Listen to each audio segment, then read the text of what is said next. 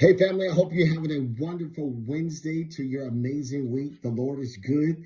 For those of you that did not make it out on Sunday, God knows we missed you. I want to make sure you get a recap of what the Lord spoke to Greater Miller on Sunday morning. You ready? Let's go. We took our text from James chapter 5, and if you have not read the book of James yet, I encourage you to do that. There's only 5 chapters. It's a wonderful book about wisdom and about putting our faith into action. And so in the last 2 verses of that book, it tells us that if we have any family members, if we have any loved ones, brothers or sisters that have wandered away, that has drifted away from the faith, that is up to us to go back and get them. So our theme on Sunday was go get them. And we talked about you cannot drift away from a place that you've never been before. If you are a drifter, it is because you had a starting point to drift away from. So naturally, our theme on Sunday was go get them. And we talked about that you cannot be a drifter unless you had a starting point in the first place. Think about that. He was talking to a group of believers that was once walking with Christ, but now have begun to drift away from their relationship with him. A drifter always have to have a starting point. So what he was telling us is that our brothers and sisters that used to be in church, that used to have a relationship, that was on the praise team, the usher board, the ministerial staff, and now we don't see them anymore. Now we see their relationship strained. It's our job to go back and get them. Galatians 6:1 tells us that when we go after the drifters, that we do it in spirit of meekness and we do it with humble hearts. Why? Keeping in mind that the same thing can happen to us. If they're overtaken in a fault, if they find themselves away from God, if they find themselves in a backslidden condition, we now have to take note that the same thing can happen to us.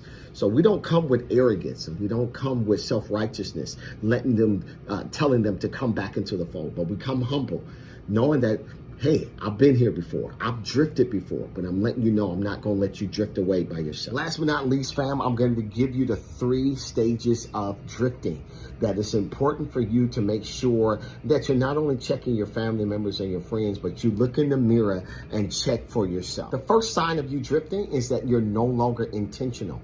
You're not intentional about your relationship with him, your prayer life, your study time. You're not intentional about making sure you're paying your tithe. You're not intentional about making sure that you're on church on time. You become very lackadaisical. And when you become lackadaisical, that means you're not intentional about making sure you're pleasing him in everything that you do. When you stop being intentional, you will find out that you'll become numb. What do I become numb to? You become numb to conviction. You become numb to correction. You become numb to all things that are pertaining to God. It's a here or there. You don't mind missing church. It's not a big deal. You don't mind doing this and doing that. You don't mind cussing somebody out if they make you mad. And what used to convict you doesn't convict you anymore.